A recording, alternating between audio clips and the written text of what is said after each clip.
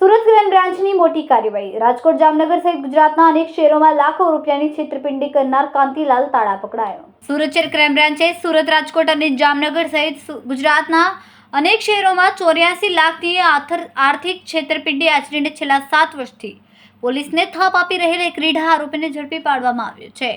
નવાઈની વાત એ છે કે આ આરોપી પોલીસથી બચવા માટે સંસારી જીવન છોડીને સાધુ બની ગયો। ઋષિકેશના આશ્રમમાં કિશનગીરી મહારાજ બનીને રહેતો હતો।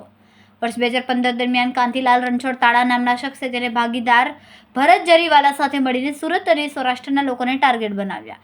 આરોપીએ સુરતના કતારગામ વિસ્તારમાં લલિતા ચોકડી પાસે આવેલ જમનાબા કોમ્પ્લેક્સમાં અને ઉધનામાં ઓફિસો ખોલી હતી અને તેણે કે પટેલ એન્ડ એસોસિએટ તથા કે પટેલ માઇક્રો ફાઇનાન્સ નામની કંપની શરૂ કરી હતી।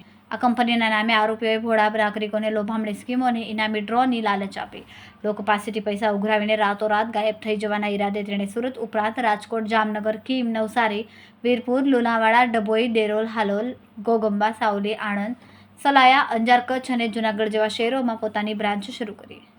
છેતરપિંડી આચર્યા બાદ કાંતિલાલ તાળાએ પોલીસથી બચવા માટે માસ્ટર પ્લાન બનાવ્યો।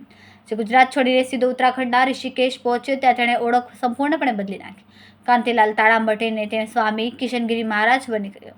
તેણે ભગવા વસ્ત્રો ધારણ કરી લીધા અને સાધુ જેવો વેશ ધારણ કરીને મુનિકી રેતી વિસ્તારમાં રહેતા આવેલા સ્વામિનારાયણ આશ્રમમાં છુપાઈને રહેવા લાગ્યો। છેલ્લા 7 વર્ષથી તે પરિવાર સાથે કે સંબંધીઓના સંપર્કમાં નહોતો। સાધુ તરીકેનું જીવન જીવી રહ્યો હતો જેથી પોલીસ તેને પકડી ન શકે।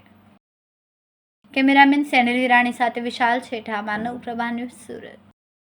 અમારા વિડિયોની નવી અપડેટ મેળવવા માટે સબસ્ક્રાઇબ કરો માનવ પ્રભા ન્યૂઝ ચેનલને, બેલ આઇકન ક્લિક કરો લેટેસ્ટ વિડિયો સૌથી પહેલા મેળવવા માટે।